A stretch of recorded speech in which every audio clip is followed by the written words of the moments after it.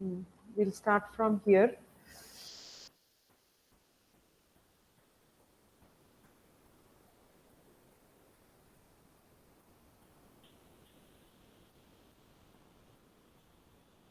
I'll start once again, huh? You let me know.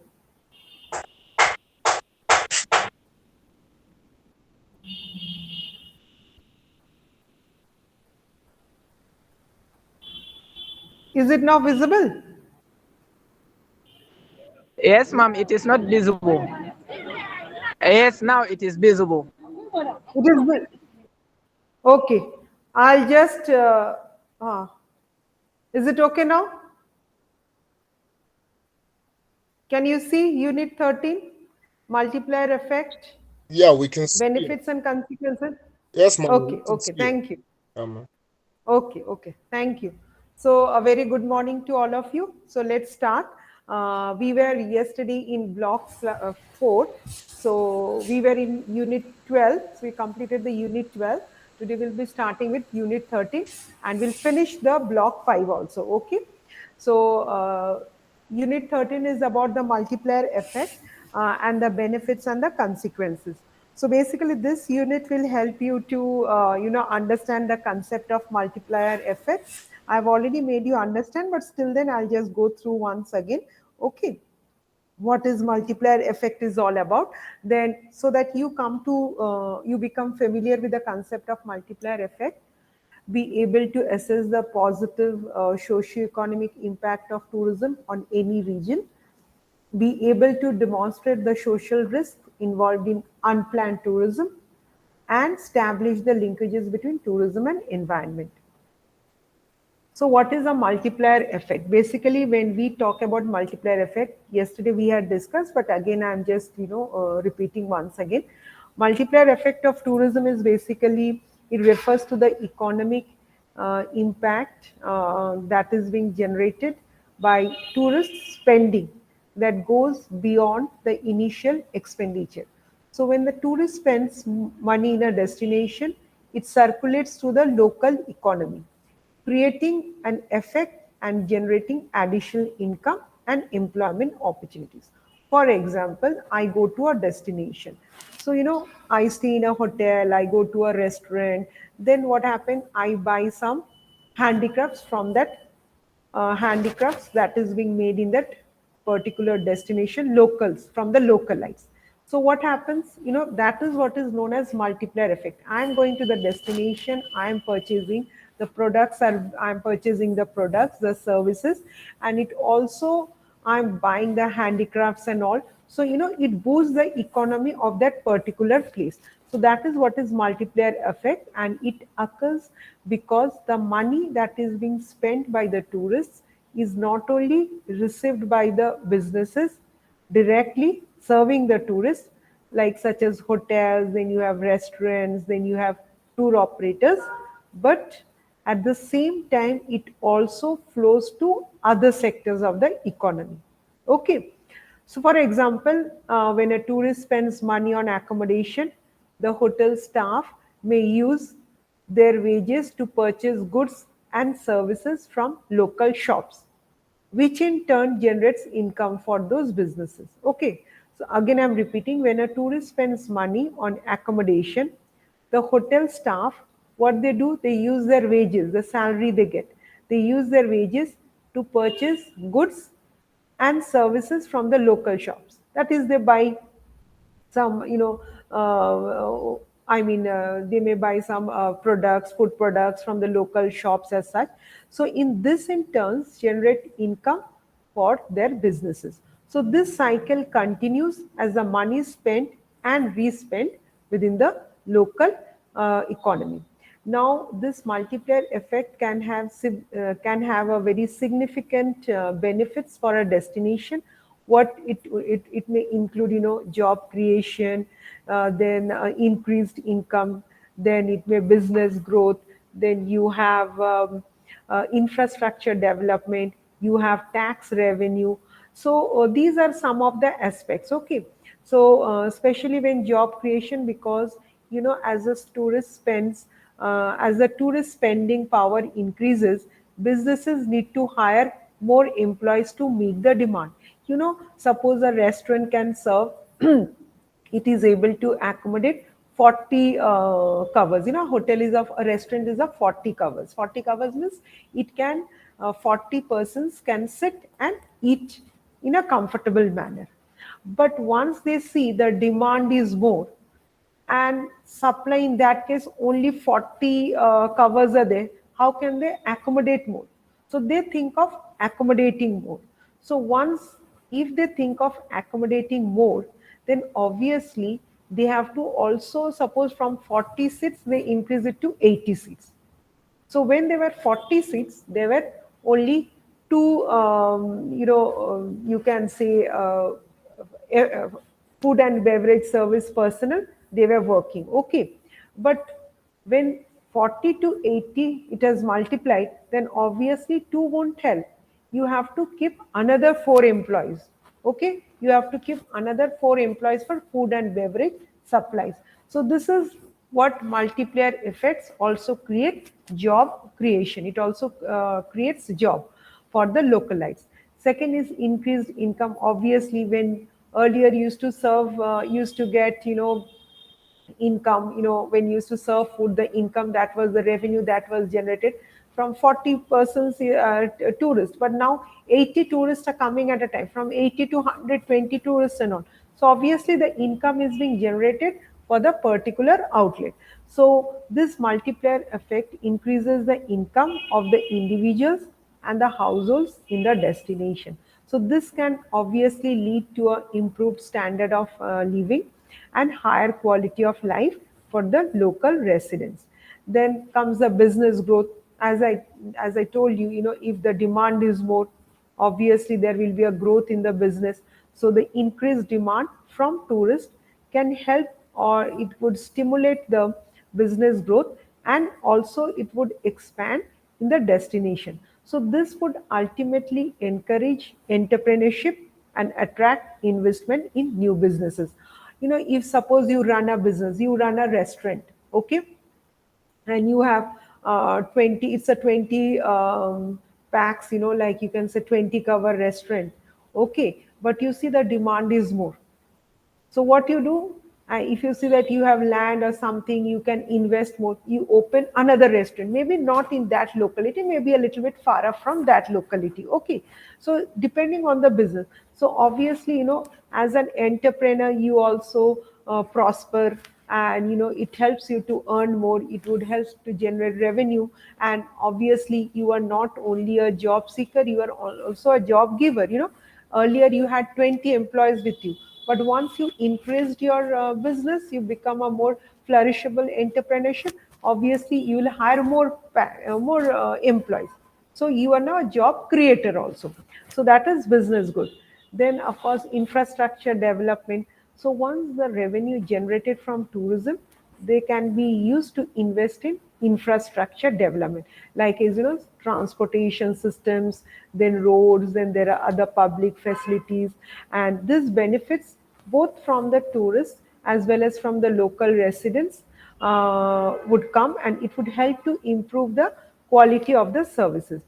Then there's a tax revenue. Okay, so the multiplier effect of tourism also generates tax revenue for the government. Okay, you all know, when we earn money, we have to save a bit, for paying our taxes. And also, I mean, it is not saving, like, it is gets automatically deducted from the salary. Okay, so you have to give it to the government. Okay, so which can be used to fund. So why this tax is being collected? This tax is being collected to basically to fund the public services and social programs. So however, we should note that it is a multiplier effect can vary, depending on the factors such as leakages, which refers to the portion of tourist spending that leaves the destination's economy.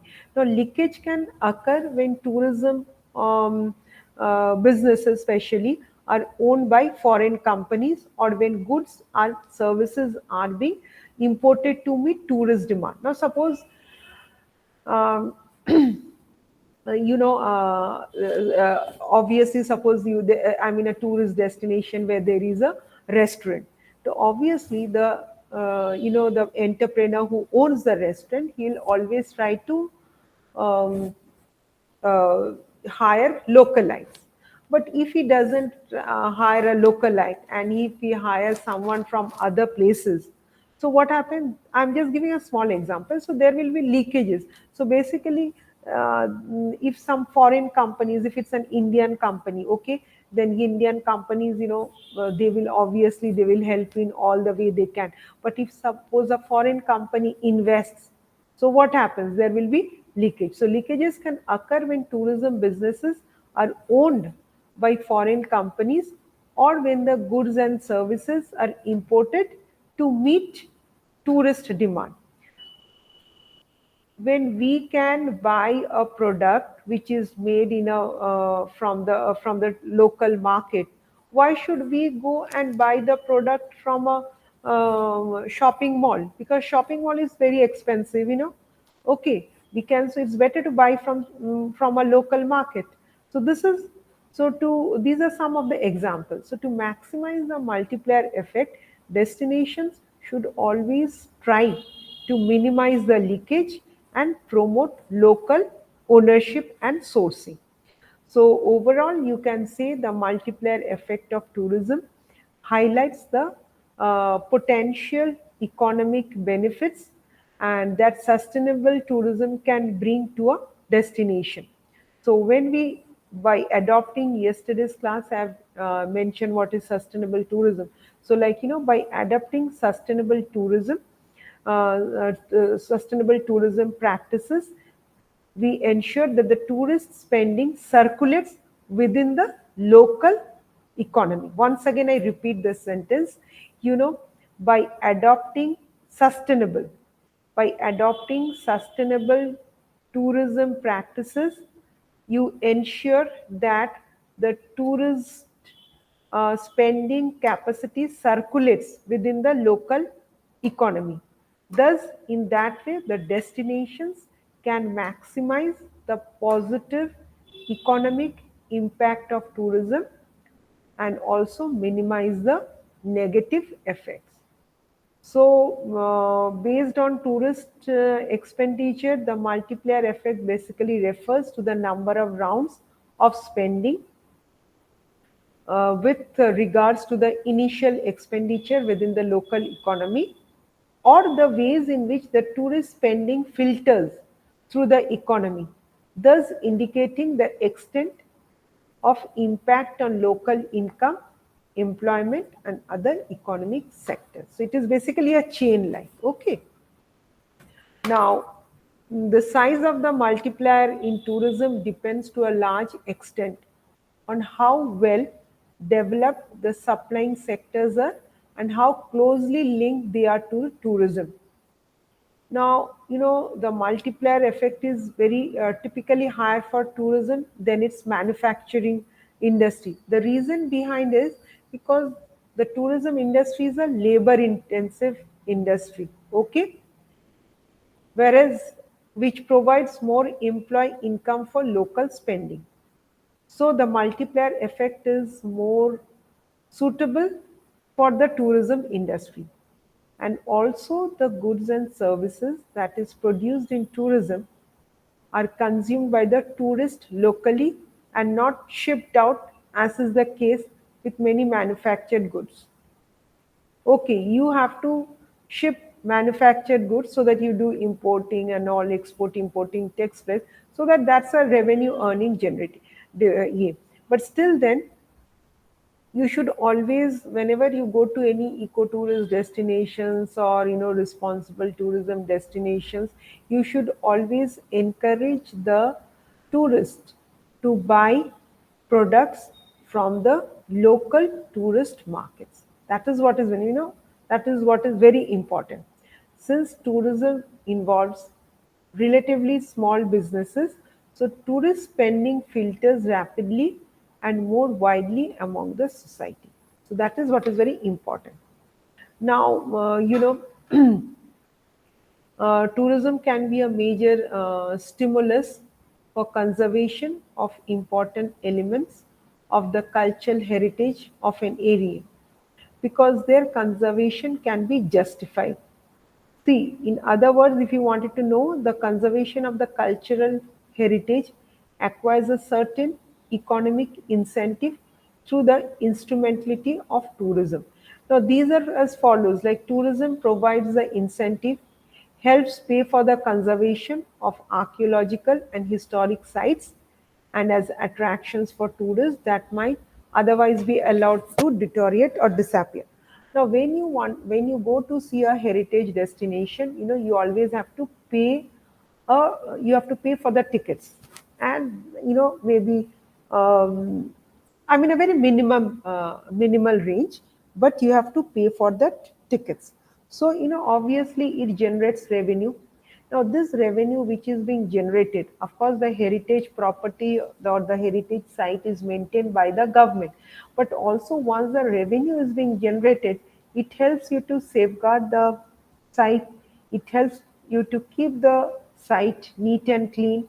It helps you to conserve and revitalize of traditional arts or handicrafts or dance or music, drama, and so on.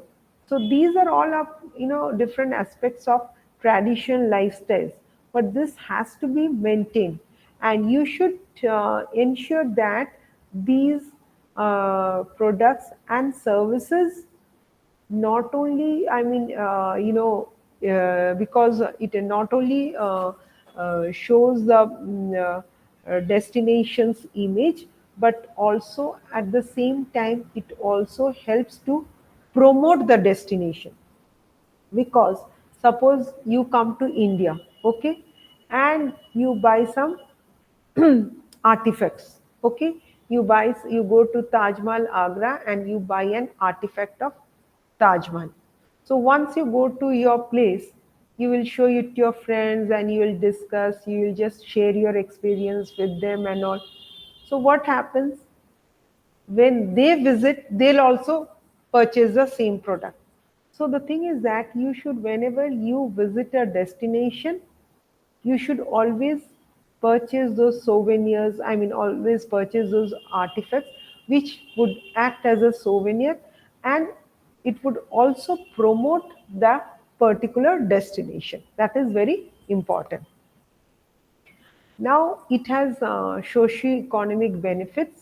Coming to the socio-economic benefits, it has both positive impacts as well as negative impacts. Now, when we talk about positive impacts, there are economic benefits. That is, you know, economic benefits in the sense revenue is being generated, and obviously it empowers the economy of that particular state, and simultaneously the local, a particular area, and simultaneously the city or the state. So it provides economic benefits. Secondly, conservation of cultural heritage. Now, here when the word conservation comes and cultural heritage, when we talk about heritage sites like monuments, buildings, and all, those are being maintained by the Archaeological Department of India. Okay, Archaeological Department of India. We also need to maintain, the ethnicity of the food cuisine of that particular area, the different dressing, your handlooms, handicrafts that is being made in those areas. So those you should purchase, and once you purchase, obviously it acts as a promotional tool. So you have to conserve the cultural heritage. Then renewal of cultural pride. You have to renewal in the sense, see, many foreigners are coming to India, and they try to purchase those outfits which are being owned by the Indian people because they like it. So what is this? This is, they feel high, they feel satisfied, then they share among with their friends and all. So you have to ensure that this is how you conserve, you maintain you preserve the cultural heritage of that particular place. and you also keep on renewing your cultural pride. That is very important. Then there are some negative impacts. Talking about negative appointments, I would say there's a loss of potential economic benefits. So another thing is that economic and employment distortions. Now, one thing is you see, sometimes as I was telling you, whenever any industry comes up or any hotel, suppose comes up in a tourist destination. So, it is always whoever comes up, the owner of the hotel, he should always try to recruit the local employees, not the outsiders of other states and all, because there will be always an employment distortion. So that should be kept in mind.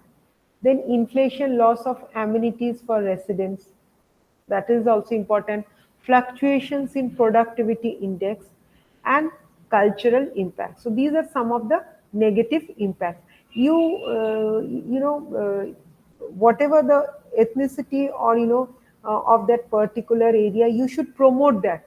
Suppose you go to a place where tribal dance is there, you should try to promote that tribal handicrafts. You should try to promote the tribal dance form. So this is very important. So you have to ensure that everything, whatever, whether it is you're purchasing any goods or services, it should be typically from that particular village or that destination. Okay. Now, here comes conservation of natural and cultural heritage. So, conservation of cultural heritage. Now, conservation itself is very important, and it is important to natural areas. They require an impetus. Now, without tourism, these natural areas might have been developed for other uses. Okay, and it would result in deteriorating. It would deteriorate, and with the consequent loss of environmental heritage. Now, the thing is that nowadays, we have hill stations. Our country has hill stations, beaches. The thing is that we need to conserve those. In my previous class, I have mentioned in details how it should be conserved. Now, similarly, in like if you take the example of marine conservation, especially of reef areas, Australia is known for its corals and all, like reefs and all. So it is very much important in receiving the attention should be given on those places, because that is the attraction is the one which attracts. Every destination has some importance, and the importance is something which attracts the tourist. So that should always be handled with care, in the sense we should conserve the cultural heritage. Then, of course, to conserve, to protect, to safeguard, you need financial assistance. So financial assistance for the maintenance of museums, then theater halls or other cultural facilities, and especially the activities for supporting the organization of special cultural festivals and events, which must be.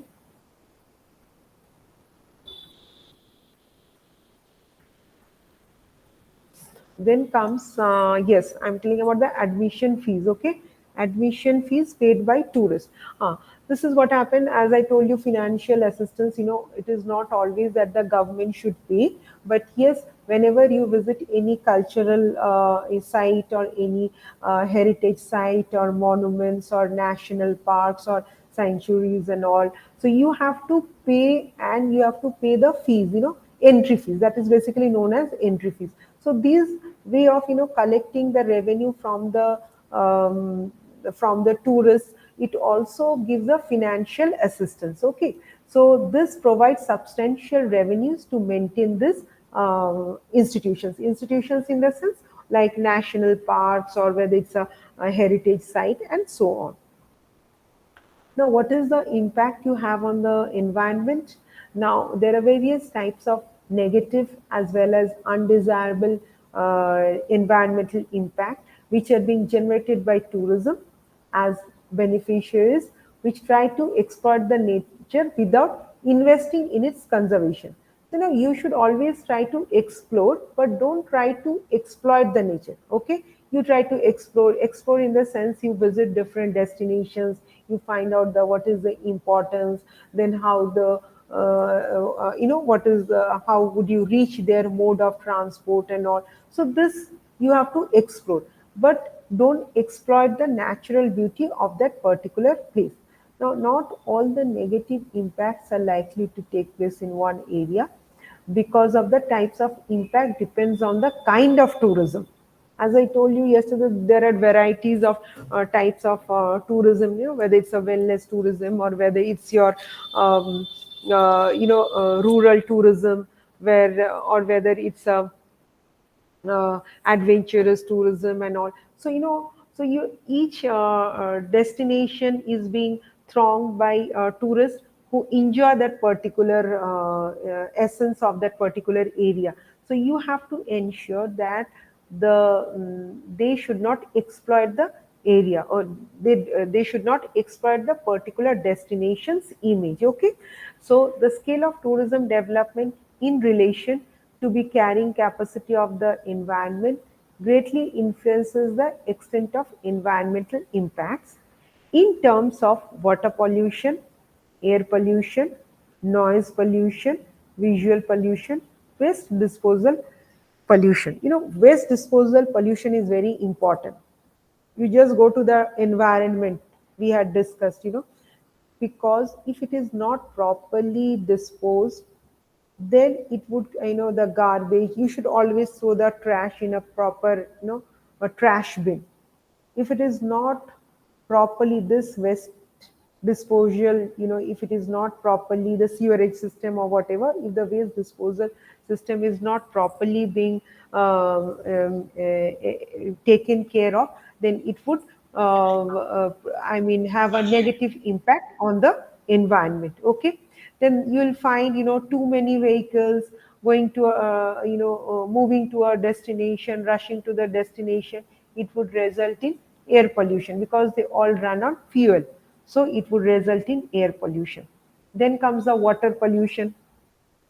Now, especially if the hotel has a swimming pool and all, too many tourists or guests staying in that particular hotel having a swimming pool, if they keep on, if there's a heavy inflow of tourists, then a lot of tourists will be taking bath, you will be using the swimming pool and all. So this would result in water pollution also. Then air pollution for the vehicles, and that also means when you honker, then obviously it would create noise pollution. So these are some of the impacts on the environment: water pollution, air pollution, noise pollution, visual pollution, and waste disposal pollution.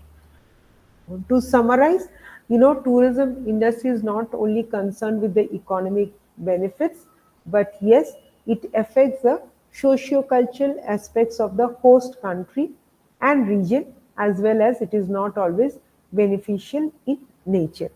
So whenever we have analyzed, through the feedbacks and all, the socio-economic impact of tourism is a complex matter.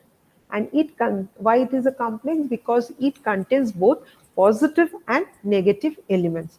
So when tourism development have been rapid and largely unplanned and uncontrolled, then there have been always adverse impact.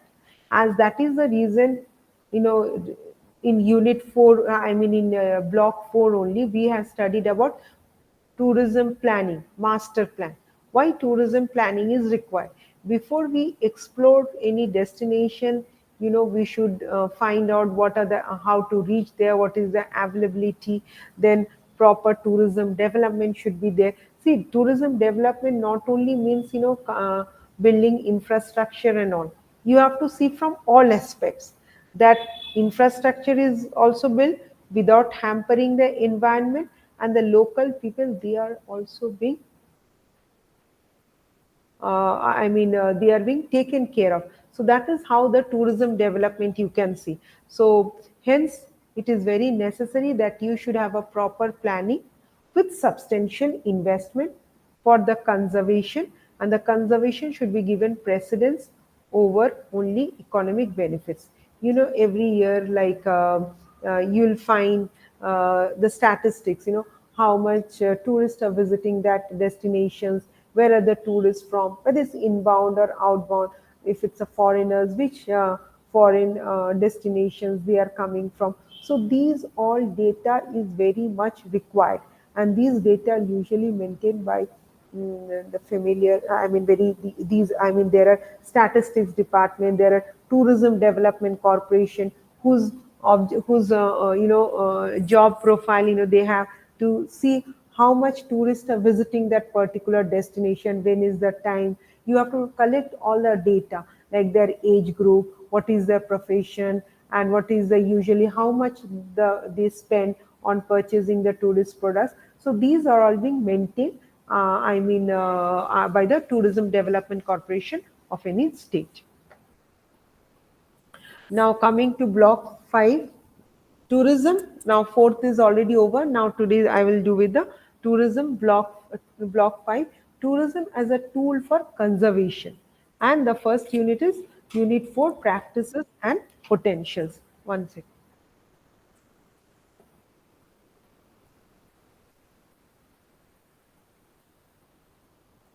You are able to see now the slides? No, ma'am, not yet. Is it okay, Kaviru?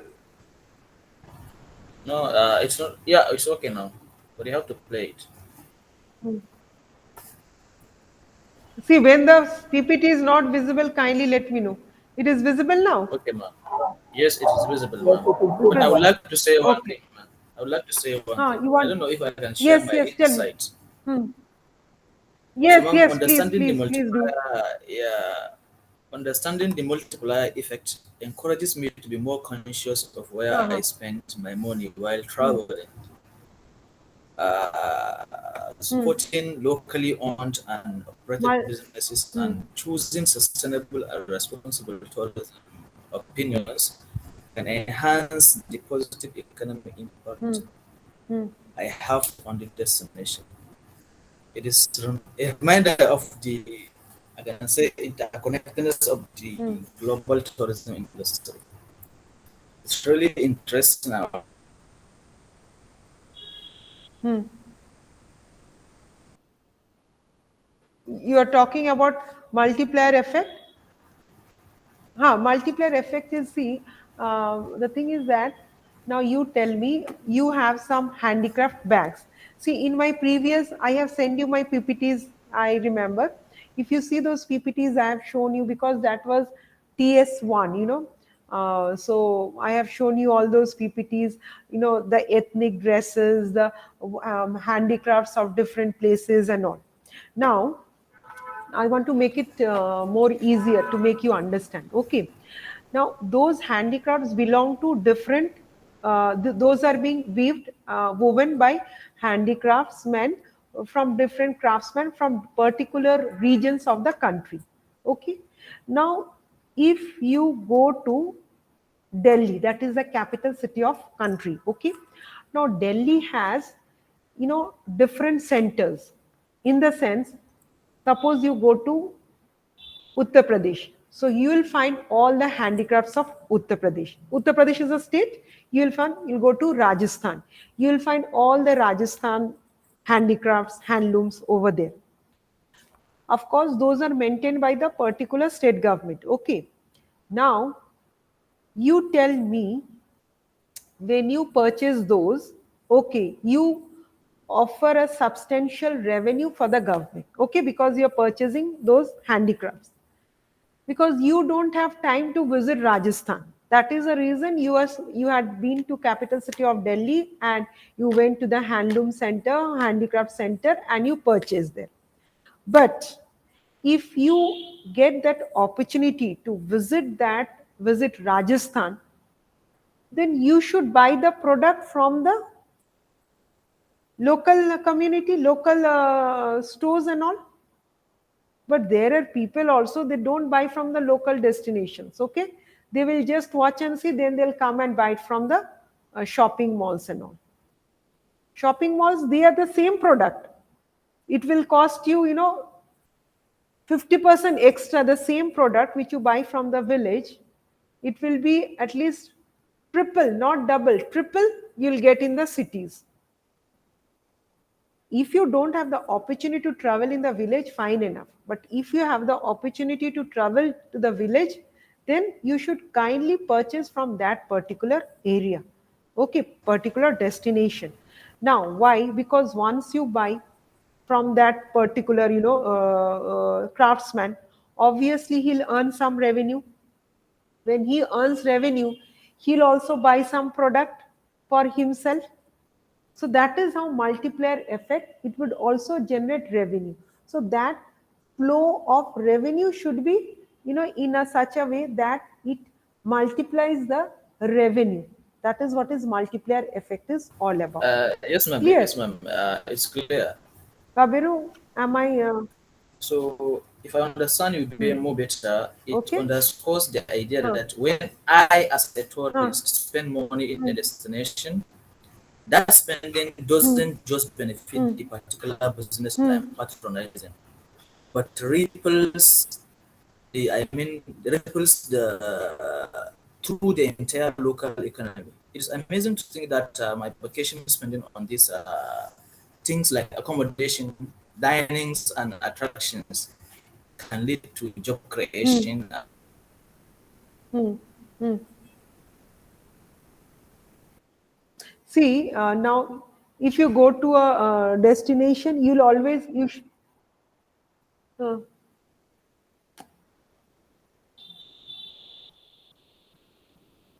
now, if you go to a particular destination, you should try to taste the food of that particular area, not other Yes, cuisine. ma'am. Yes, ma'am. Understood? You are encouraging us So what happens? to It will obviously generate go revenue. after the local You food. come to I know mean, about. you are encouraging us to go after the local food because it Yes, generates yes, revenue in the yes, yes. state. It generates revenue, it encourages, it also you come to know about the culture of that particular place. It is not only a question of revenue. Of course it is a question of revenue, but side by side it is also a question of, you come to know about the culture. When you know come to about the culture, obviously you will spread it among your peer group. So Right. once there's a word of mouth among your peer group, they'll also know about the culture. So there is always a linkages has to be developed. Okay. Yes, ma'am. Yes, ma'am. Wallahi ni Noted. ta ɗauki wani abu. Okay, Kabiru, Yes, is it ma'am. okay? It's okay. Okay. Okay, 1 minute, huh? Um, okay. So, like moving at, I mean, very nice. You are putting up the questions. Sometimes me just going on. Your, I mean, there should be an interactive sessions. Okay. So you can also put questions. Sometimes you can come some ideas that your country has. What are the suggestions? What type of? So that's what cultural connection is. We need to know about each other's countries also. That is very important. Okay. So what I was talking about, block 5, tourism as a tool for conservation. Okay.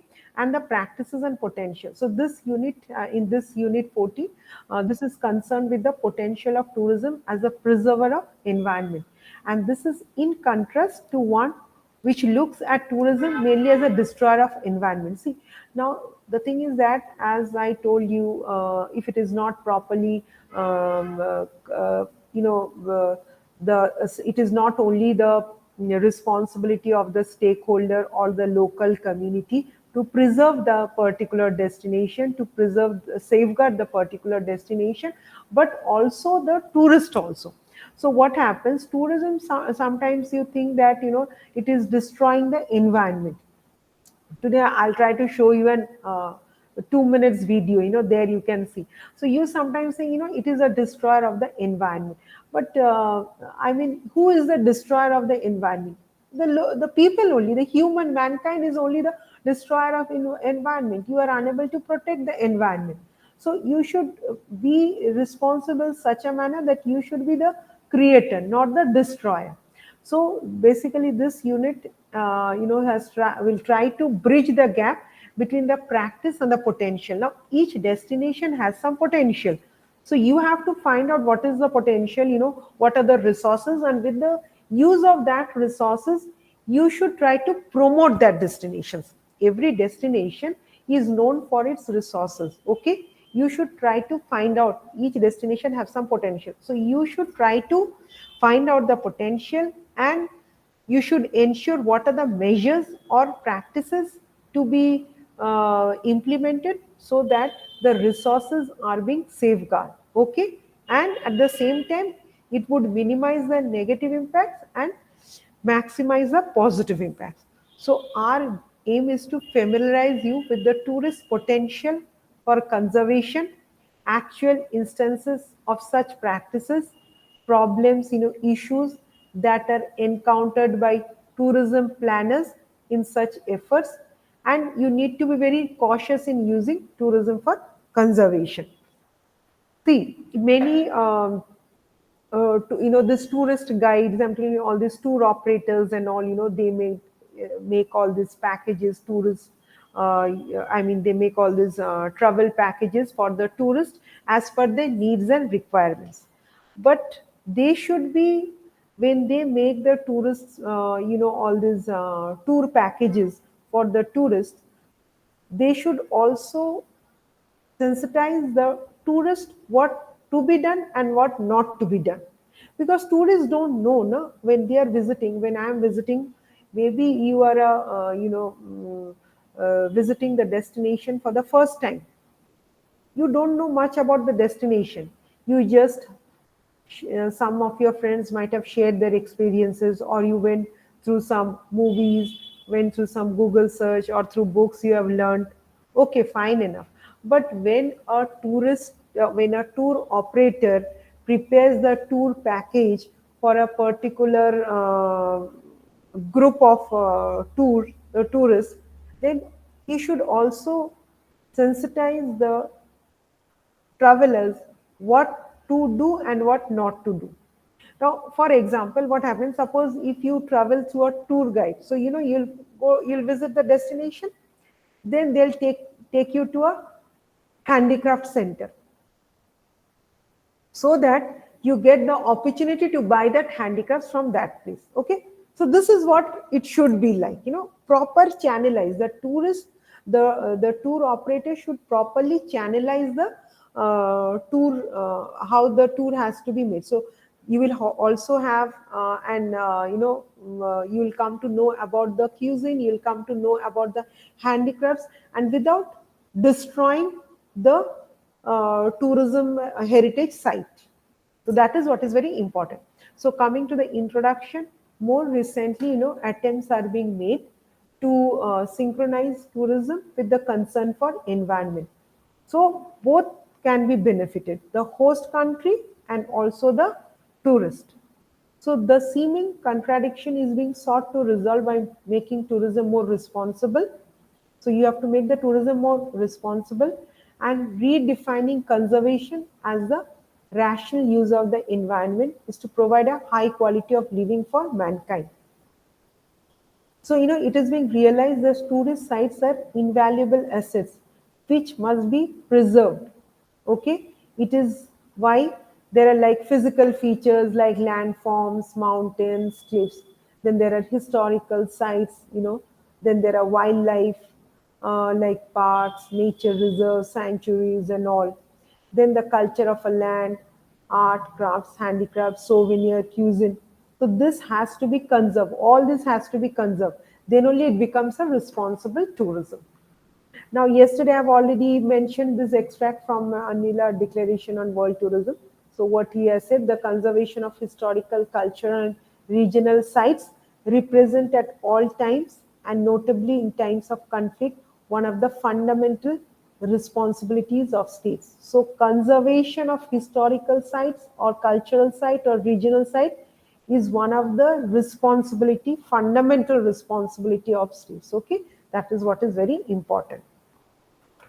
Now, to summarize, we need to summarize, then you have to say that it is always not correct to consider tourism as an enemy of environment. Tourism is not destructive of environment. Okay, we are telling, we are building hotels, we are, infrastructure development is there. Then we say tourism is, destructive to the environment. It should not be.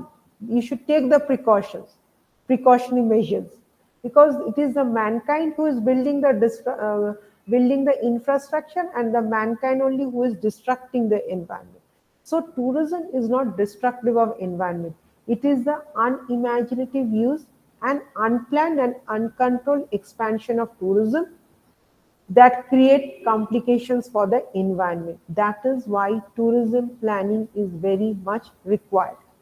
You'll go to any destination, the destination is beautiful, but there's no proper planning. There may not be proper sewerage system, especially during the rainy seasons. You'll find lot of issues. This type of issues are taking places in the tourist sites, especially in, summer season is fine enough, winter season is fine enough, but during the rainy season you forget about the tourist sites. It happens in the cities, metro cities. You forget about the rural areas. It happens in the urban areas. So forget about the rural areas. When urban areas, they don't have the proper sewerage system, or water, flowing systems is not properly there, then how would you think that that same thing will be existing in the rural areas? So the thing is that it should always be planned. That is what tourism planning we have talked about in our earlier sessions. But now increasingly tourism is being seen and perceived as an instrument for the conservation of the environment. We need to conserve the physical features, historical sites, wildlife and cultural heritage of a country. And this balance is very precious one for tourism in largely in private hands. So sometimes when the government is not able to handle, they give it to the private, investors or private organizations to handle it. So tourism without control can be destructive. If you are unable to, a month, 2 months ago, what happened in tourist destination in India, there's a bridge. So people were, I think that was a river or lake. And so if you wanted to visit the tourist destination, you have to cross the bridge and then visit the destinations. So on a weekend means Saturday, Sunday, its capacity is 50. Matlab the bridge, because the bridge is very small and it is a hanging bridge, not a properly cemented bridge. Okay, it's a hanging bridge. So, and at a time it can accommodate only 50 persons. 50 persons it can accommodate.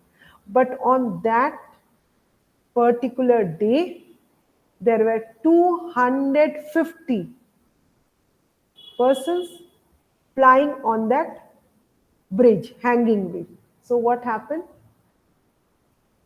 You can understand all the, suddenly, the bridge fell down. People,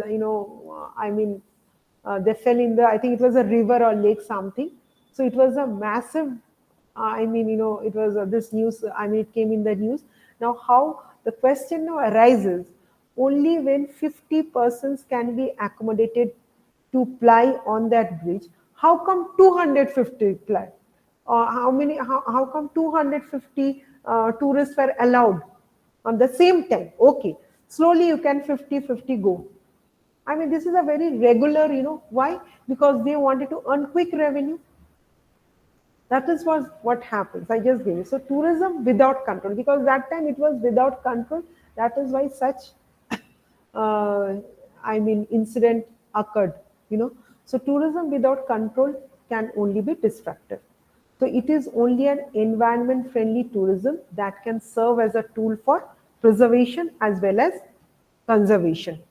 So the initiative should be taken, and the initiative is not only by the people involved in the tourism industry, but also the government agencies.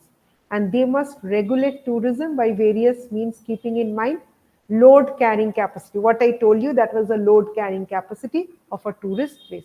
Otherwise, tourism will harm the environment. So we should always join in making tourism a driver for positive change. That is what is very important. Now coming to unit 50, that is about site and locational planning. See, in hill stations, you cannot, in hill stations, the houses and all, they are made of wood. Okay. So that is how they are being planned. So location planning is very important. So once you read this unit, you will have a general idea of the importance of planning in tourism.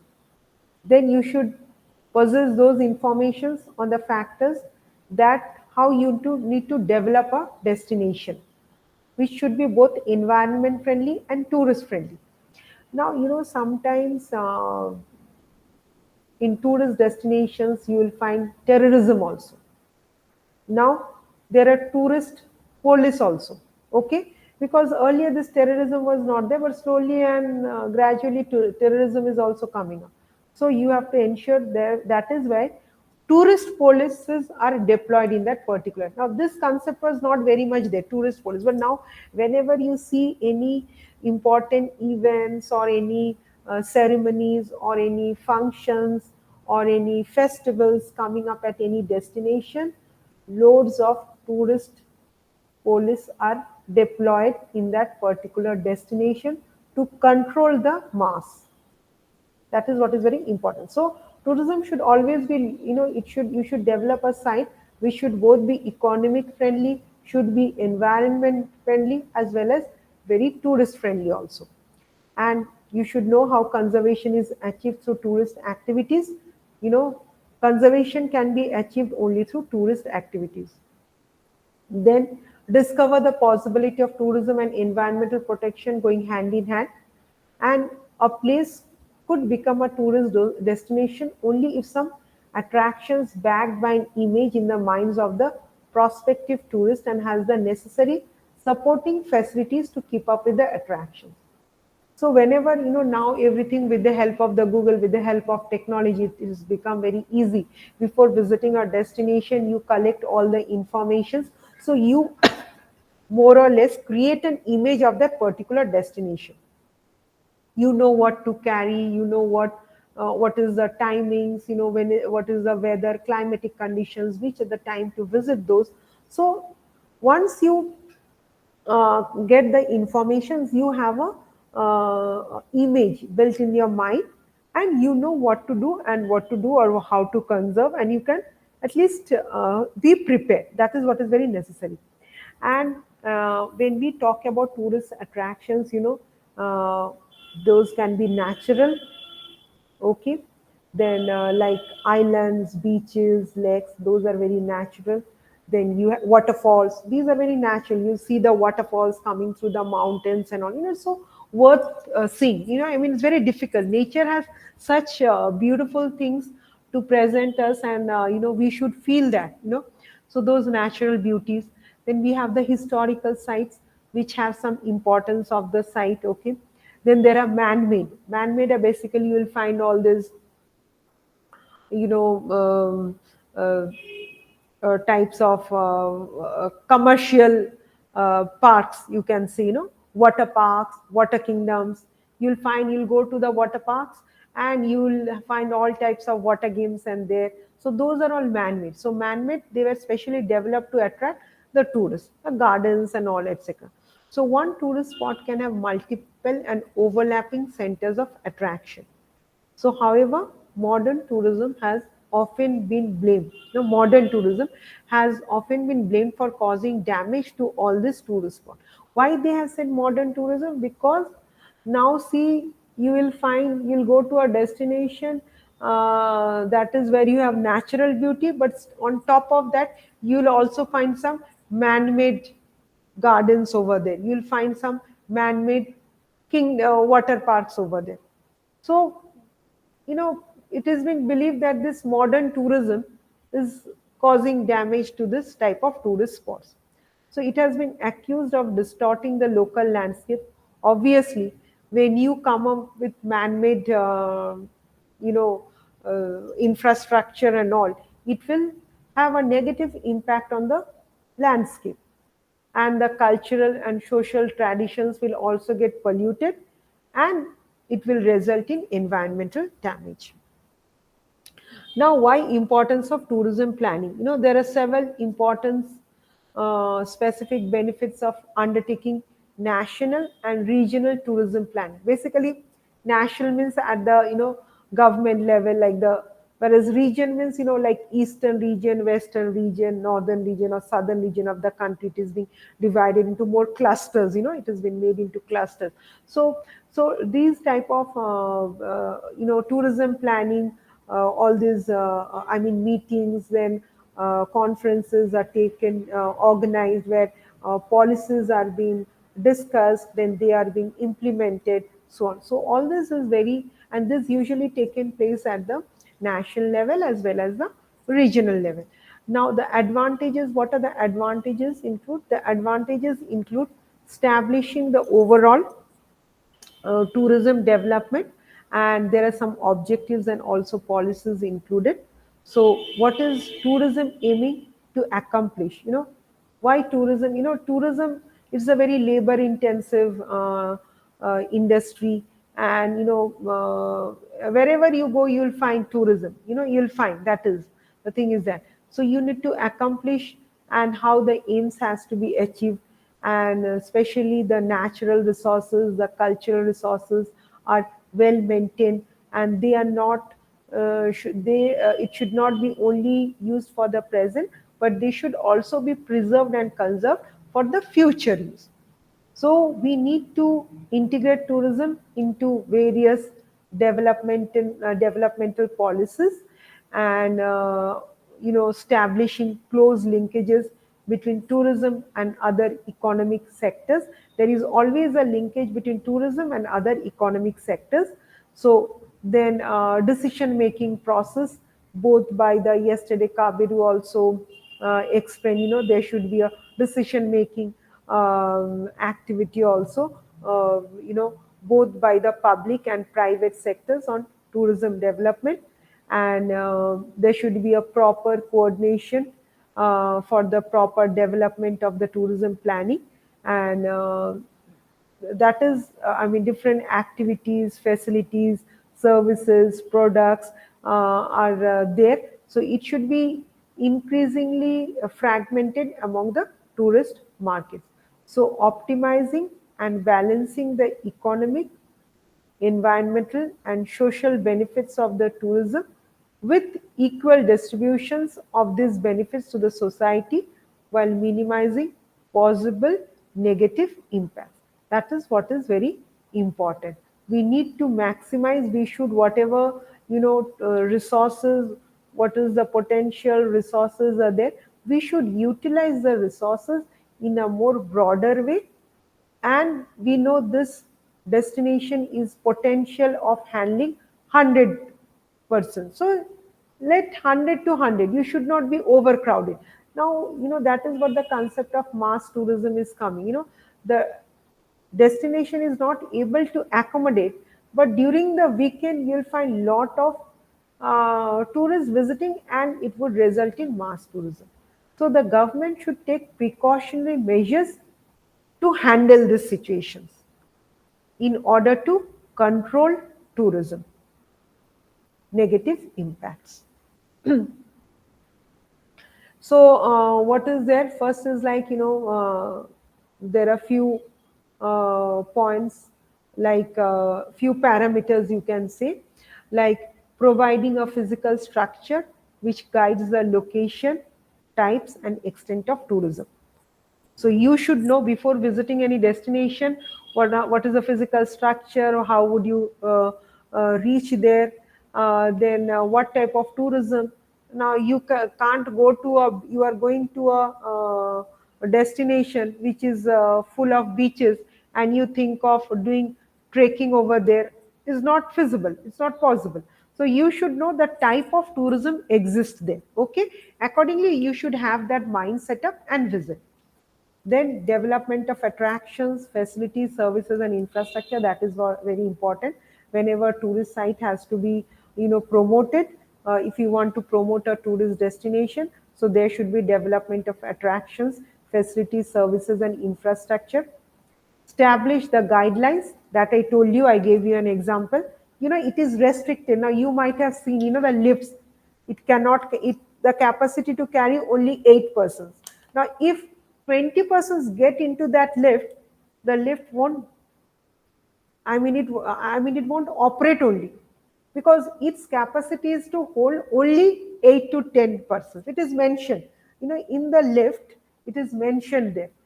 He able to capacity of the lift is 8 to 10. So in the similar way, these are all signage boards. So whenever any destination you visit, there should be proper guidelines. There should be proper signboards where the tourist can able to understand. Oh, then I should not. There is always sometimes now. You might have these very regularly come in the news, because everybody wants to take selfie, in those tourist sites. So they have mentioned, nowadays you'll find this is the area for taking selfies, because lot of accidents have taken place. They are standing on a mountain cliff and taking a selfie. By mistake slips, and you can understand what happens. So what happened when these incidents occur, then the government or the organization of the local community understands, no, this should be there. So they have made an area, selfie area. So now you can go there, you can take the selfies. So this is a development of attractions, facilities, services, and infrastructure should be properly planned. Establishing the guidelines and standards for preparing detailed plans of specific tourism development areas that are consistent with one another. That is the reason I told you about tourist circuits. If you visit this place, you should visit the other 2 places. This is a circuit. When you visit A, you should also visit B, C, and D. So this is, the government has made all these tourist circuits. So, cluster.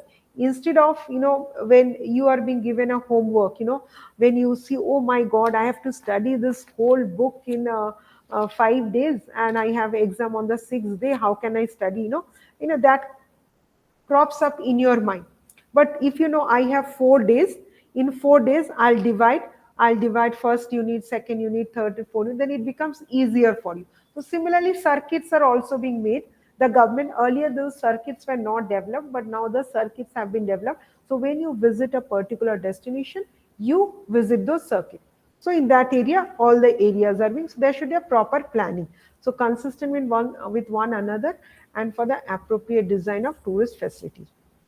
Next is laying the foundation for effective implementation of the tourism development policy and plan, and continuous management of the tourism sector by providing the necessary organizational and other institutional framework. Providing the framework for effective coordination of the public and private sector efforts and investments in developing tourism. Now you tell me, tourism, why are you studying tourism? The tourism industry is huge. There is lot of demand of work manpower, lot of demand of manpower. So everything, now you are studying tourism, so you get to know, oh, this is the thing, what is tourism is all about. You have a clear idea, you have a clear picture what is tourism all about, what types of tourism, different various types of tourism, what are the destinations. Then you think, no, I want to be a tour guide. So you do a very specialized course of 2 months of tour guide. Understood? So that coordination, that should be there. So it is becoming more. It's a very planned way. So if you wanted to study tour guide, some of you all wanted to do, no, I don't want to be in the tour guide. I would be in blogging, because you have much idea about technology and all. I should reach the information to the people, and you start doing blogging on tourism sites.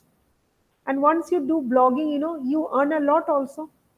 What do? You don't become a tour guide. You just see now some of you all wish to become a tour guide. Some of you all are good at technology, so they wanted to do blogging. So they go to a destination, take some pictures of the cuisine, take some pictures of the monument sites. Then they keep on saying, no, this is a beautiful destination. You visit this, and there are lots of outlets where you can buy the handicrafts, the best place, and you just put it on your YouTube, and you do lot of blogging. Slowly and slowly people will be visiting that blogging. Then you say, oh, I have so much followers, then I shall keep it. So lot of avenues are there. You need to choose proper planning, and there are even IGNO has come up with so many. When we were studying, there were a few modules, but now so many modules are there. Even facility planning module is there. Facility planning means, suppose if you want to, you have studied tourism, but you want to work for a mall, shopping mall. That is facility planning. So you can do a course on that, and you have an idea. You can get a job in that shopping mall. Okay, I'm giving an example, sir. So you have to offer a baseline for the continuous monitoring of the progress of tourism development and keep it on track. Now, tourist site conservation. So, if tourism is well planned, developed, and managed, then it can generate important positive environmental impacts, and this include pay for conservation of important natural areas and wildlife, including marine environments, and development of national, regional parks and reserves, because these are major attractions for tourists. And this is an especially significant benefit in the countries with limited resources for undertaking environmental conservation. Now, you take the example of Mauritius. You know, Mauritius maximum revenue comes from tourism sector. I don't know whether you have this information, but maximum revenue is being generated from the tourism sector.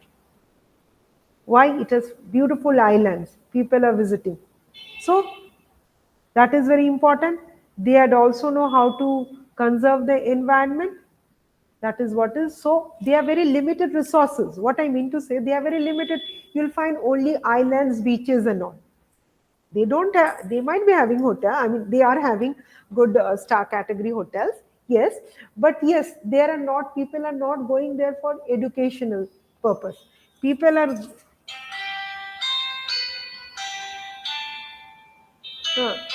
not going there for educational purposes. People are going for tourism. For educational purpose, you'll go to Germany, you'll go to Australia. Okay, so understood now what tourism is all about? There you'll go for recreation. You'll stay there for 1 week. But when if it's educational, you are also suppose if you come to India, you will study. We have universities, so many universities in a country having one second. There are so many universities in a country, where foreign students are there from your country, from Kenya, from Nigeria, from Uganda. They are studying here. They are studying medical. They are studying engineering, and that is not a 6 months course. That is 5 years course, 4 years course. Hotel management is 4 years course. There, so you'll find all those.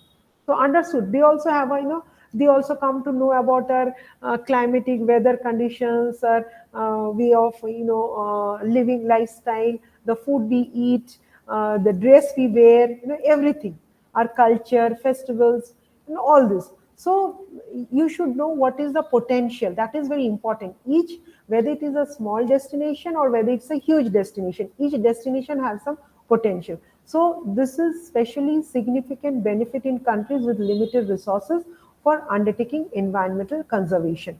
So we need to pay for the conservation of archaeological and historic sites as attraction for tourists. Otherwise, many of these sites would be allowed to deteriorate. It would be it would disappear. Okay. So even entire historic districts in towns and cities are being conserved and developed for tourism. We have this in many places of our country. You have this Portuguese had visited. So if you even visit that places, you will find all the houses over there, they are still in that Portuguese style. Portuguese style in the sense they are colored, and all houses are very beautifully colored and all. If you visit Kolkata, you will find many, like Victoria Memorial, the many places which were built by the British. The Howrah Bridge, okay, it is built by the British. They have that impact. So you can find that, oh, this were built by, those effect is still there. So you need to conserve those. You can develop those. Each place is having, so there are a lot of historic places also in India. So this has to be conserved and developed for tourism, because people wanted to know about a culture. So when if you wanted to know about the culture, you have to visit destinations, you have to visit historic sites. And when you visit, obviously, there will be some negative impacts, but you have to, on the other side, you have to ensure that those sites are being properly safeguarded. It helps to improve the environment quality of areas, because tourists like to visit places that are attractive, clean, and of course not polluted. We stay in the, all these, uh, we stay in urban areas, lot of vehicles flying, lot of pollutions and roads and all, especially in the evening when we have festivals and all, you'll find all the music is going on, lights and all, fully decorated. So lot of sound pollution, air pollution, all is taking place. At times you feel, now I should go to a place where it is I can feel that it is attractive, clean, and not polluted. So tourism provides the incentive to clean up environments through controlling air, water, noise, and visual pollution, reducing the congestion and upgrading overall appearance with suitable landscaping and building design. Also, well-sited and designated tourist facilities can contribute to the attractive appearance of both urban and rural environments.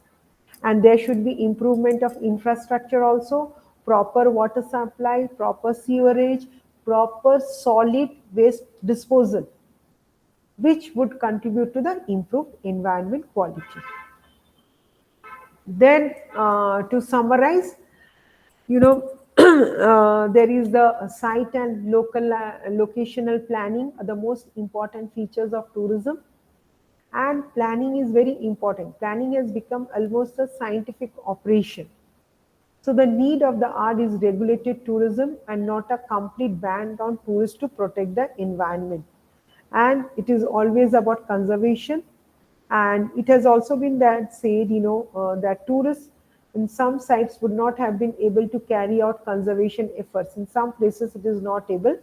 But tourism in those areas act as a watchdog over the environment.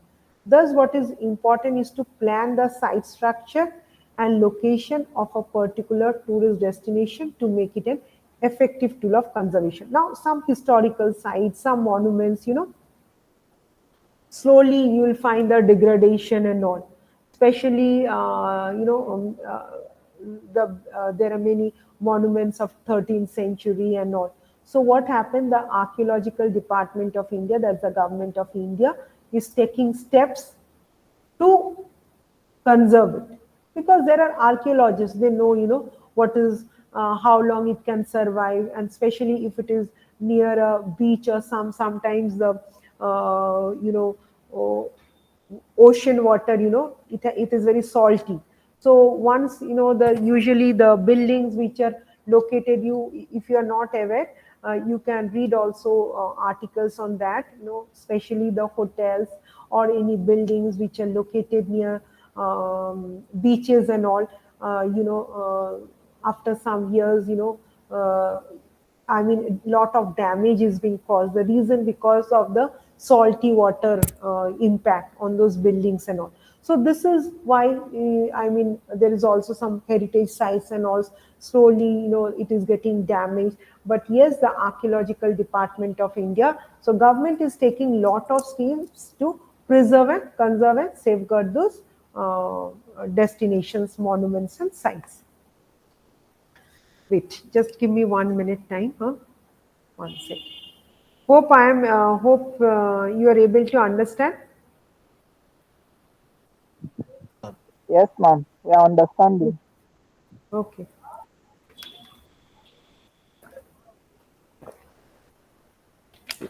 Today I wanted to show you a video.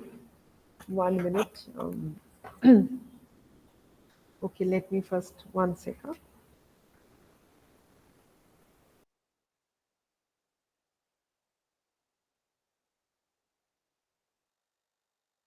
Try showing that video. Huh? One second.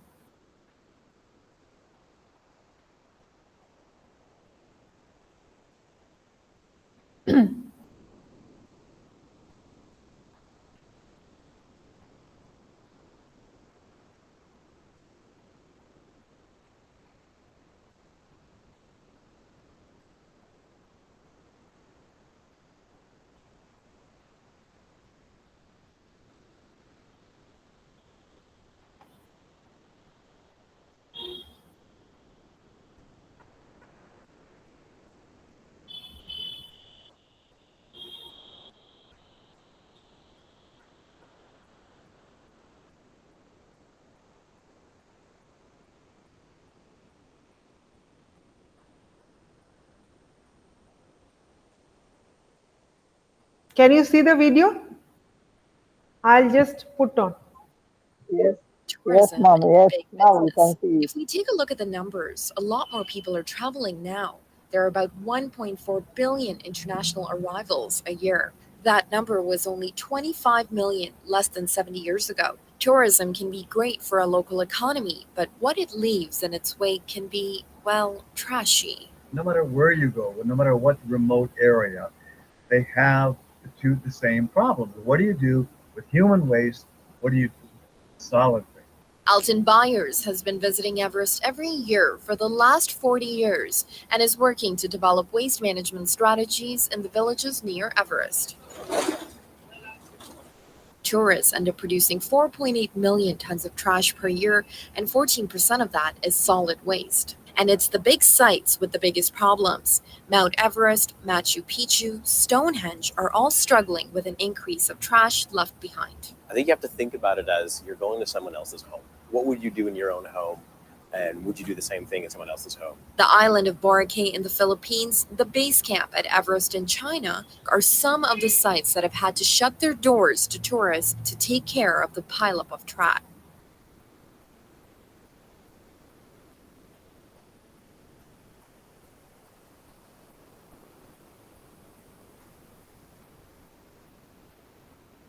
I don't know.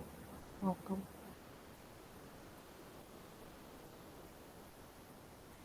Very able to see? No, ma'am. It stopped. It stopped, but before that, very able to see that. Yes, Wait, I ma'am. don't know why it Yes, ma'am. stopped. I can see the Okay. waste management team, like they Huh. are trying to Okay. control West, I don't know, waste. like, but I don't know why it. Let me try once again.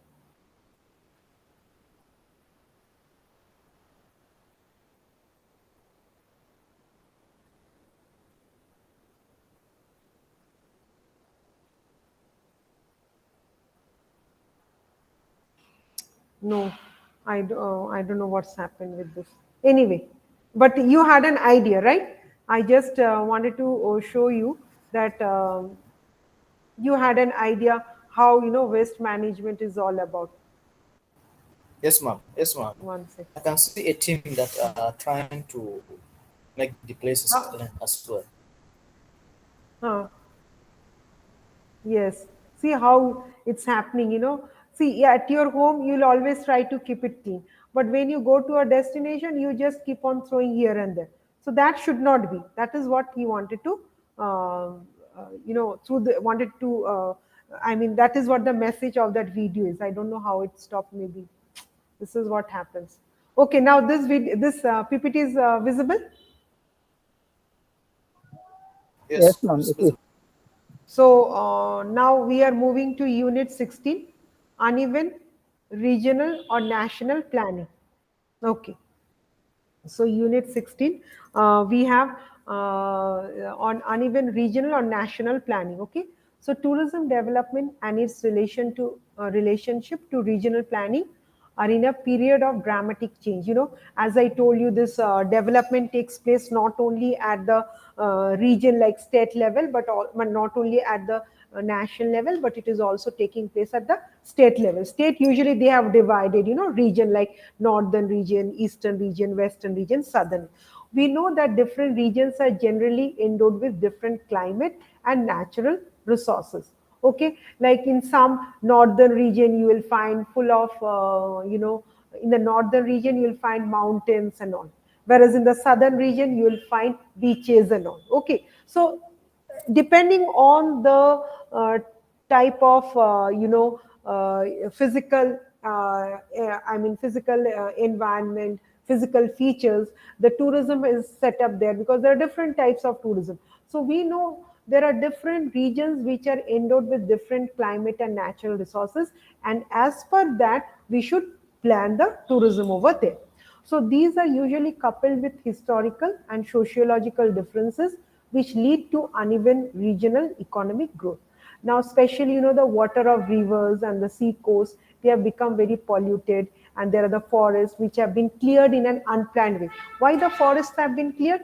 Because, they wanted to pave the way for the roads. So the forests have to be cleared for the roads or for the railway tracks and all. So if it is not done in a planned way, especially what happens during the rainy season, you will find lot of soil erosion, you will find deforestation, and especially in the hilly regions. So this, but nowadays, government, even the defense services, defense of a country takes, there is, who takes part, who has a major role to play there. So whenever there is any disaster happening and all, the state or the, at the central level, there's a disaster management cell. So whenever any disaster happens, they are ready to put their personnel over there. Okay. Earlier it was not there. Like, usually I belong to a place, Orissa. It's a state in India, and that has become very cyclonic prone area. So what happens? But initially, when the cyclone took place in 1999, there was a massive cyclone, and since it was located near the beach, lot of people. Not. It really harmed the people, the natural environment in a vast way. So what happened after that?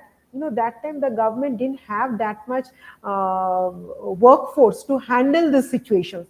But as the is after that, so many cyclones kept on coming and all, but of not that powerful as it was in the year 1999.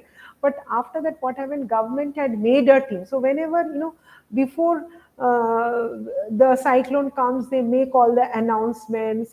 They ensure that everybody is being shifted, especially the inhabitants staying near the coastal beaches. They are being shifted to a plain level, and so those arrangements are, it's like, you just say and it is being done. Why? Because they faced initially, when it happened, government was not able to handle, because they were not properly equipped with those climatic conditions. So they didn't have the manpower, not the machineries, not the tools. But slowly, when they underwent all these issues, all these problems, they came to know how this has to be handled. So now they have the manpower, that is the disaster management cell is there, which handles all this type of disasters.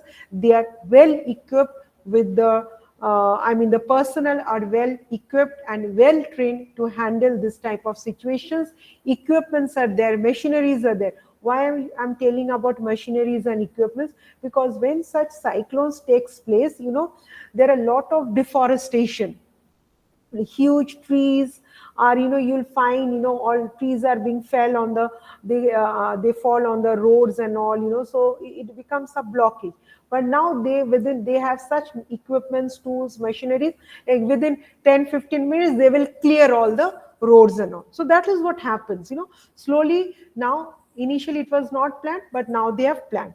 How they have planned? because they have underwent the situations. And especially, I also have seen when I went to a hill station, it was not raining as such, but there were a lot of landslides. My God, landslides means all these pebbles of the mountains, they are just falling.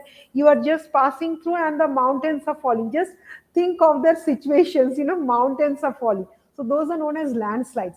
Then I could see, all these huge vehicles. They have a different types of vehicles, especially those are being run by the defense services, the military personnel and all. They came and then cleared the road. So we were stuck for 4 hours. Not we, I mean the whole people who were traveling on that. We were traveling by all these four-wheelers and all, cars and all, jeeps and all. So that was stuck for 4 hours. We were halted for 4 hours. Then they cleared that road, and then when we could go ahead. So what I mean to say, now technology is there. According to the government is making plans. So everything they are trying that the tourists, the customers, the people should be kept in a comfortable zone. Okay, so only if the government puts his hand, that won't help. There should always also a helping hand from the tourists, from the local people also. So the urban environment has turned into suffocation while rural clusters are crowded with disease, poverty, and depredation. All these were there. So there, because there were uneven planning, but now even planning is there. So it is clear that regional imbalances usually result in underutilization or even non-utilization of natural and human resources. So as a result, the gap between regions have lagging in development and developed ones goes on widening. So our objective is to acquaint you with the problem of this imbalances. So the concept of regional development may be described in the following words. What is a regional development? A systematic and planned effort to bring about equality between various geographical and segments in such a way that the indicators listed below don't reveal wide variations. That is income per capita, then availability of wage and goods, agricultural and industrial output, then employment opportunities, then general standards of living, infrastructure facilities, and all are there. Now, what are the causes of regional imbalances? The causes of regional imbalances include the natural imbalances, created imbalances, and historical factors. See, natural imbalances, suppose if you have tide, if you have, this, yours, I mean, heavy rainfall and snowfall. Then you have, these are all natural imbalances. So, 1 second, 1 minute.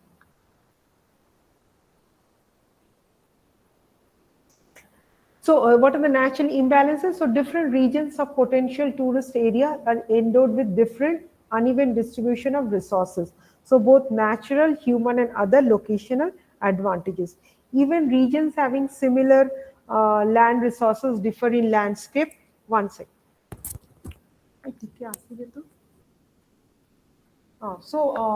So this regions having similar land resources differ in landscape, topography, or climatic conditions. So there are natural imbalances will always occur. So you have to be, as I was telling, like some areas are very prone to cyclone. So these are natural imbalances. You cannot help them. Yes, you can through the weather conditions, with the climatic conditions, in advance you can have a analysis. This may happen. You can analyze this may happen, or we should take precautions and all. Created imbalances. Created imbalances emerge or otherwise ignorance on the part of policymakers who pay little attention to regional resources while formulating and executing development plans. See, all these policies and plans, these are being made by whom? By the government. But they know, I mean, these are the problems that is being faced by the localites, the local community. So while formulating these policies, they should ensure that those are properly implemented and executed. But sometimes what happens, they pay very little attention to all this. So you need to pay attention to all this while formulating and executing this development plan. So if it is not been properly planned, so obviously it will create a imbalance. Historical factors, regional imbalances may be created due to historical factors attributed to either the initial advantages enjoyed by some regions or to the ill-conceived public investment programs affected under colonial rule. So the regions which attracted the attention of various rulers and administrators grew at a faster rate and thus became developed regions. Like the development of metropolitan cities. These are all the cities in India, These are the metro cities like Bombay, capital of Maharashtra, then Calcutta, that is the capital of West Bengal, Delhi is the capital of India, and Madras, the capital of, Tamil Nadu. Now Madras is known as Chennai, okay, and Bombay is known as Mumbai. So they can largely be attributed to historical factors. So even tourism planning, so the balanced socio-economic development of a region requires proper planning. So it should be based on maximum utilization of resources in a rational way to get more and more tourists, but without jeopardizing the interest of the surrounding region. See, they are doing cycling. So what happens when you do cycling? I know the environment is clean, but if you take a four-wheeler over there, if you take a two-wheeler over there, fuel consumption is there, but it will pollute the place. So these are places, see, a foreigner also riding a bicycle. So in places where it is available, which is possible, where you can adapt, why not use a bicycle instead of a four-wheeler? So we are aware of the fact that tourism industry has enough potential to generate employment and economic growth even in the backward regions. If we are able to channelize this potential, what is very important, if we are able to channelize this potential, then it would help to mitigate the regional imbalances. So here, the industry also generates employment multiplier effect by providing employment opportunities in the ancillary sectors like handlooms, handicrafts, arts and crafts, crockery, furnishings, and many other. Okay, so there should be a proper 1 minute. So I have to finish it. I'll finish it fast. Okay.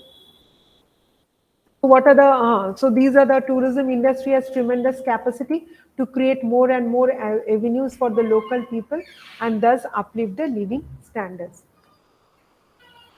সেটা বন্ধ হয়ে গেল, সেটা half চালিয়ে তারপর বন্ধ হয়ে গেল।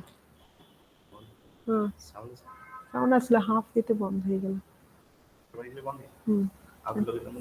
আচ্ছা 10 minute wait করিবে?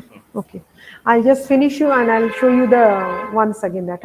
So what is this is alternative tourism. What are the alternatives? So in recent times, tourism has emerged as a revenue generating industry. We all are aware of it, but its impact particularly on our resources has been tremendous, and as a result it has posed a serious challenge to conservation of nature. So keeping these themes in view, we would be understand what does conservation means. We should know the obstacles in the effort. What are the obstacles we face in the efforts of conservation? Realize how tourism can be used as a means of conservation, aware about the need for specific orientation in program policy decisions, and pursue the matter through equipping with necessary academic tools. So this is what is, sometimes the question arises, why will tourism destroy? Will tourists destroy the tourism? No, not at all. If they are properly sensitized, then it is. So it is a time for us to look into the matter seriously before it is too late. And through systematic planning and careful implementation of the same, we can change the scenario. So there are sense of belonging. We should think, there should be an attachment.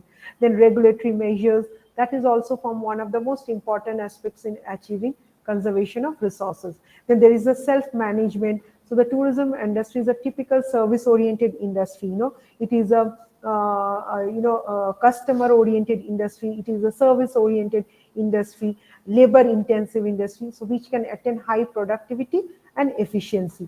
through reunification of workers and employees, which is generally known as self-management by co-workers. So tourism in conservation, there should be a sense of belonging, there should be regulatory measures, there should be self-management, and what you have read, that Manila Declaration, that has to be implemented. Okay.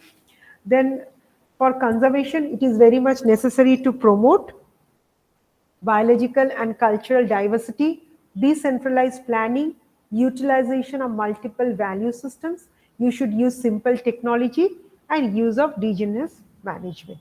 Okay. So, so before I summarize, I just wanted to, because I also wanted to say, like, like whatever we are studying, because Saturday, Sunday, today is Friday, Saturday, Sunday, we are having some, 2 days holiday. So I wanted to give you a small assignment, which I've mentioned here. But before that, I would just like to summarize that, tourism is emerging as one of the most significant revenue procreating sector. It has tremendous capacity for organizing and sustaining other related sectors, but fortunately we have enough natural resources which can be tapped in a very systematic manner to sustain and develop tourism industry in a very truly remarkable way, so that it benefits the society, it benefits the environment, it benefits the tourists. Okay. And there should be development, and conservation would help in providing the desired result. Now it is you to understand the inner spirit of tourism and its inherent potentials for the preservation of resources. So what, since I have told you so many things and all, you have tried to analyze while listening, while looking at the slides. So what I want is a small assignment. Since tomorrow and day after tomorrow is a holiday, you can prepare a list of tourist sites of your locality and suggest what necessary steps can be taken for their proper utilization without destroying the original characteristics. So that was all. You can just note it down. I'm just telling about the assignment once again. You can prepare a list of tourist sites of your locality and suggest what necessary steps should be taken for their proper utilization without destroying the original characteristics. Did you understand? Is it okay with you all? You can do a little bit of self-study assignment. Yes, ma'am. Yes, ma'am. You can do it. It's simple, Okay. as I think. Oh. So, It is simple, I know. Some activity has to be there. Then in the next class, you can tell me, okay, what you all did on Monday. But I just wanted to just restart that video once again. Huh? Just give me 2 minutes time. Sir, okay, ma'am. I'll just show the video. Huh? Then we can have 5 minutes discussion, 5 to 10 minutes. share कर दीजिए top sharing करते हैं ಇದು empty error ಅಷ್ಟೇ. Empty error ಅಷ್ಟೇ. Right?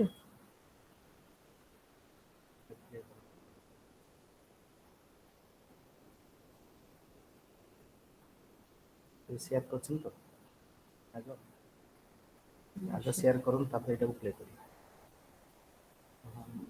Google meet কি জানেন আচ্ছা It is stop presenting. Alpha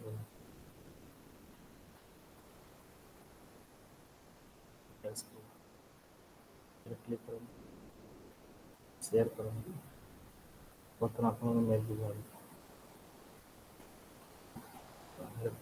I'm trying to play this video once again, huh? No problem.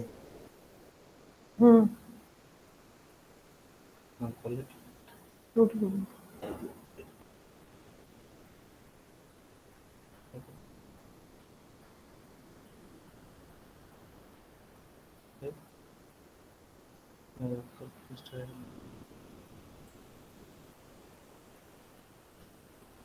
সেটাও প্লে করতে পারে না সেটাও তো হয়েছিল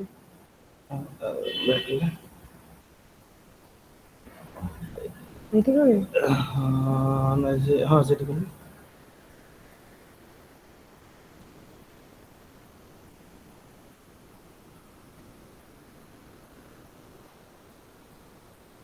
এইটু প্লে করবে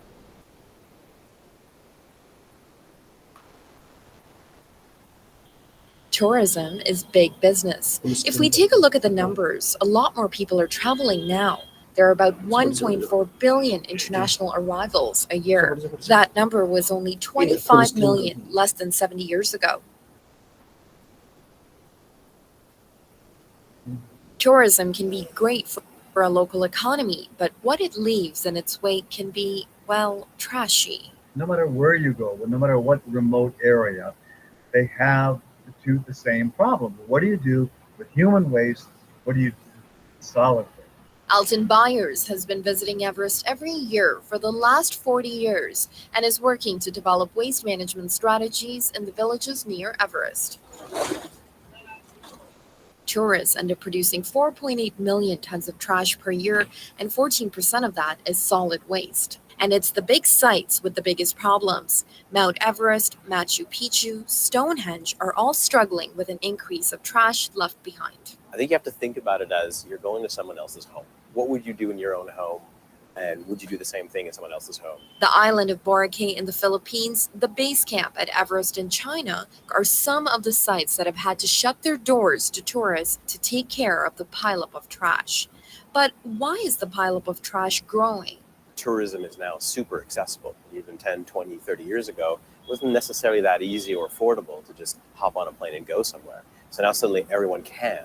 And so I think in addition to that, when you have your bit more of that disposable society approach, where it's just as easy, you get a water bottle and you just toss it on the side when you're done. So what is being done about the trash that continues to pile up at tourist sites around the world?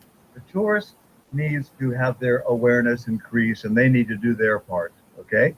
Lodges need to see that this, well, I think they know that this is unsustainable. What's going on? The practice is not sustainable.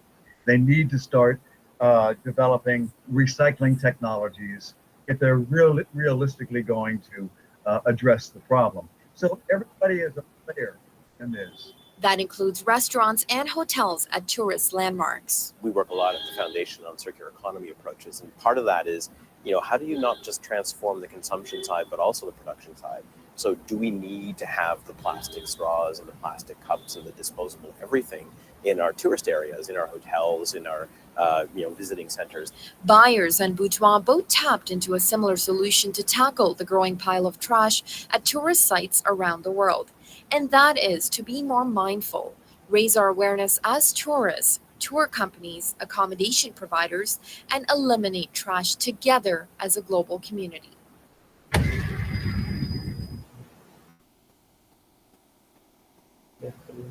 So did you all enjoy?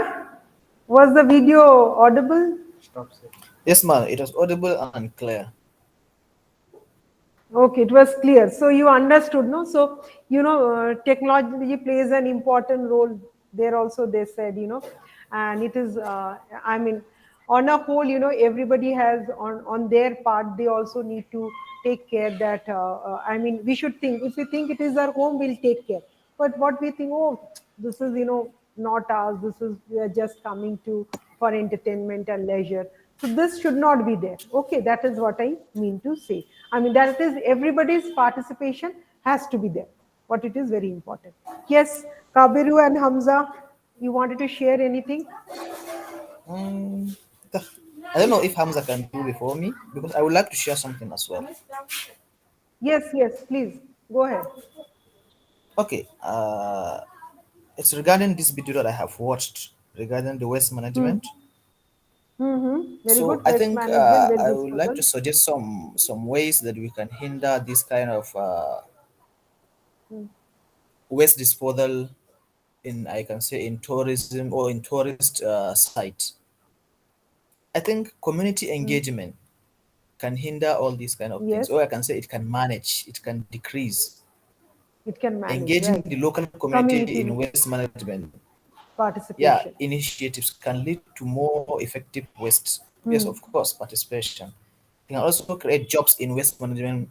In waste management, it can create jobs, and also government regulations, because many countries have regulations and standards for waste management, which tourism establishments are required to follow. Compliance with these regulations is essential because let's say if the government have some regulations, it can, I can say, minimize the waste disposal by the local communities in the tourist site, and also water conservation as well. Although water conservation may not, although not waste management in the Recycling. traditional sense, I mean, yes, of course, It is recycling as well, of recycling. course, Hmm. recycling, ma'am, that's it. Of course, Especially the water recycling that pro. is being used in the hotels.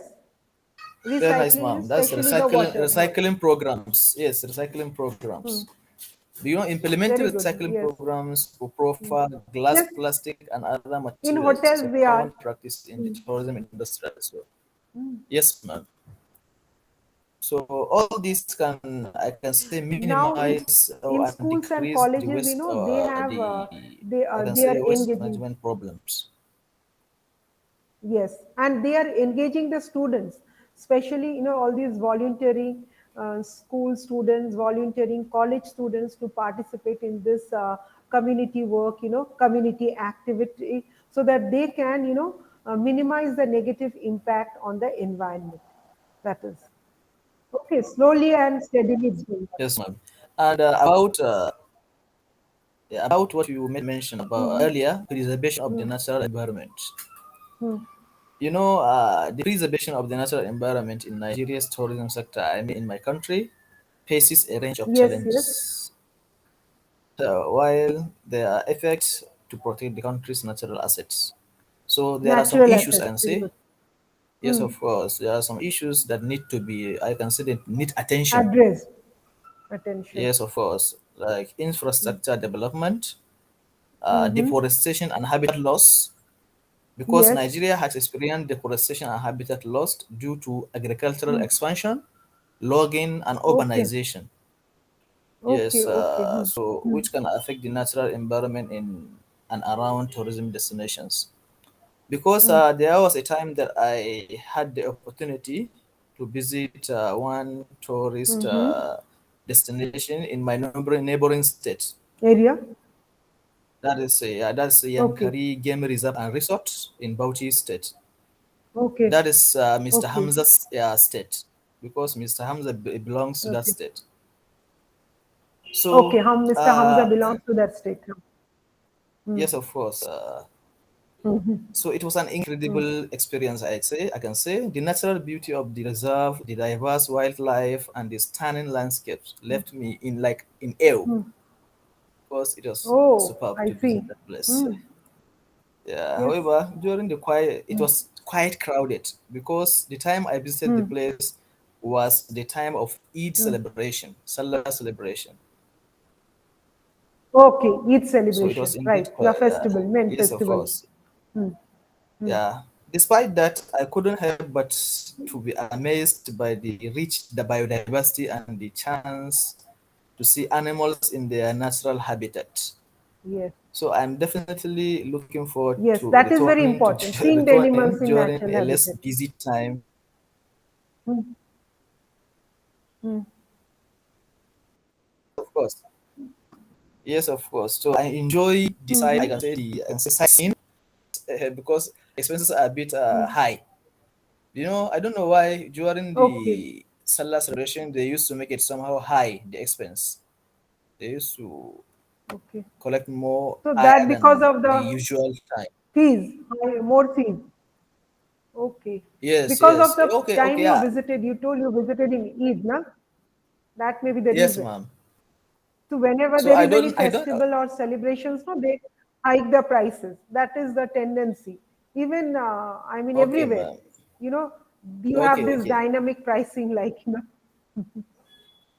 But the time so I that went may be there, the one of the reasons. for me personally, I don't like Hmm. being in a crowded places like that place, because I would like to just have a less crowded place to visit. So that's why I Hmm. actually Hmm. left that place in some, Yes. I can say, within an hour, because I don't like being in a crowded place. Oh, So, but I'm looking forward to see that I visited the place in a less busy time, to fully immerse myself in the okay. tranquility and beauty of that Yankari has to offer. So I would like to revisit that Okay, place again in that's the near good. future. Maybe. Yeah. Okay, you Thank like you, the ma'am. tranquility of that place, huh? Very nice. You like the tranquility of that place. Of You course, ma'am. It's very shared, nice. see, I mean, you shared your experience. We also come to know, and especially the habitat of that particular destination, Nigeria and all the, I mean, so thick. I mean, it's known for its forest and thick forest and natural habitat. So as you said, because of the agricultural reasons and all, there's a lot of negative impacts. So that has to be taken Yeah, an care of. organization. Urbanization, yes, you are right. Because I mean, rural people are moving to the urban areas. That is also a lot of industrial development. I think also one of the major causes. That's hampering the.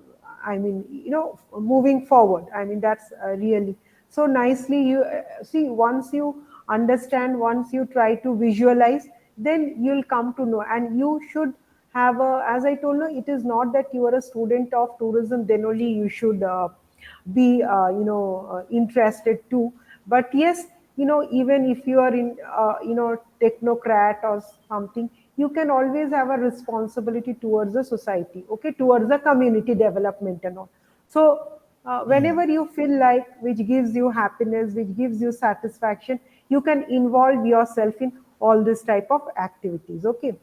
So that was so nice of you, Kaberu. You every time you share those experiences.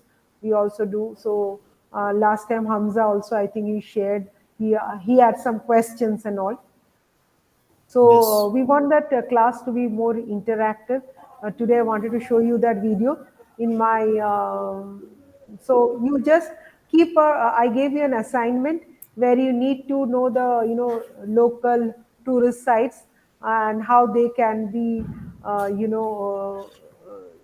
what how the resources can be utilized in a better way and conservation can be taken place. You can do a small assignment and we can discuss. For the last 10-15 minutes I always want to keep for discussion, what the informations, what are the I mean knowledge needs to be, we need to share the experiences you shared with us. So that gives a very insightful information about the particular topic that's been discussed, right? So Yes, ma'am. you that was a nice experience you have shared, and especially you told that during Eid you had. So in our countries, especially this is where demand and supply comes, because there's a lot of demand, supply is less. So, that is why the reason they hike the prices, whether it's in case of hotel room rates or whether it's in the case of food, or whether it's in the case of, your mode of transport, whether you are traveling by train or whether you're traveling by air. Even the airfare is also, now the festival is going on. So the airfare is too much high in, everybody wants to, wherever you want to connect, na, airfare is too high, and especially during Sundays and all, the airfare is also. That is the reason why I told you, demand is more. Money as per the supply, I mean, as per the demand, you see, supply is less. So when the supply is less, obviously the prices are high in whatever, whether it is in terms of hotel rooms or whether it in terms of your accessories, or whether it in terms of, even you go to this different types of parks, and they also hike the prices. Yes, So ma'am. that's what That's what they happens. used to do. That's what they used to do. Because Mm-hmm. during these national celebrations, such as Eid celebration, Salah Mm-hmm. celebration, even the younger Mm-hmm. ones used to visit some zoo Mm-hmm. in the universities and also some parks in within the cities. Mm-hmm. So by that time, they used to make the peace to be somehow high. So, in normal time, people don't used to visit that kind of places. As I told you in our last classes, that tourism industry in Nigeria is not well looked after, and also the places are left behind are not well looked after as Hmm. well. So that's why Hmm. even the tourism, I mean the domestic tourism, is not well encouraged in the country. So that makes the tourism industry to be Okay, somehow not delayed encouraged in the in, country, I mean, the domestic tourism. development and progress. Okay, but domestic tourism should always be Yes, encouraged, because each and every country first they should encourage their own people to visit their own destinations. In our country also, there are many people who might not have visited the beautiful destinations in a country, but they are going abroad for vacation. So when they are going abroad for vacation, they are yes, yes. generating revenue for that country. But if they had visited their Of course, destination, you see hmm, leakages. hmm. So now this is Yes, the very negativity good of the leakages are leakages coming. that See, happens now, hmm. as you made mention. Yes, of course. Hmm. Yes, of course. Yes, that is where leakages come. So that's You why, understood, in huh? our So country, that our that should leaders be should used not be to, encouraged. No, yes, first we our should visit a country, country. our leaders used to, yeah, in our country, our leaders used to visit. Even if a person can have a headache, Hmm. he used to go abroad and just meet a, I can say, a good doctor abroad or something like that. So you see, the money he's going to spend outside the country is, I Hmm. can say, Hmm. a Hmm. leakage, More because the expensive country needs something leakage. like that. And also, yes, of course, and Hmm. the That's what's happening. medical, I can say, sector need to be looked after as well, so that they can spend the money in the country. But they don't used to do that.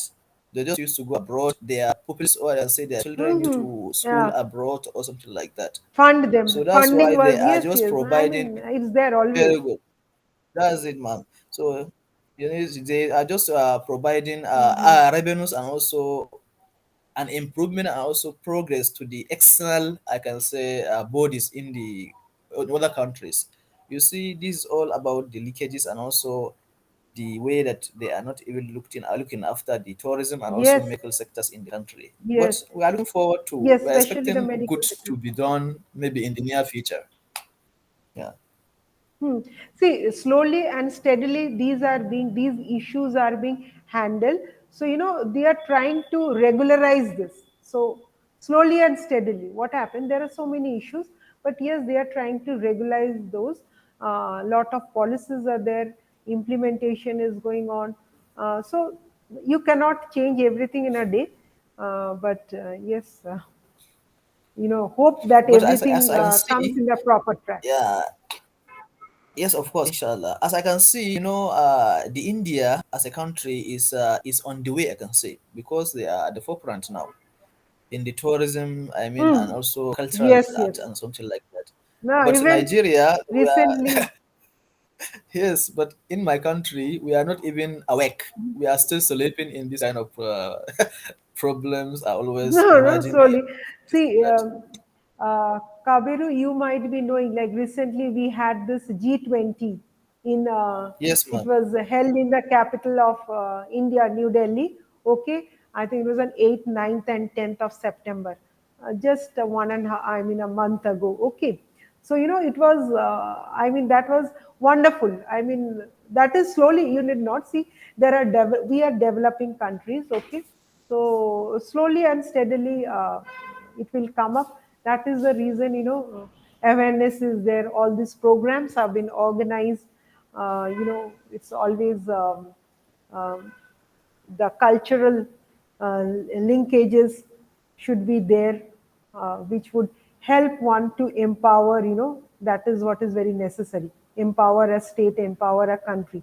That is very much necessary. So I believe slowly and steadily, as you told that your country is sleeping, it's not like that.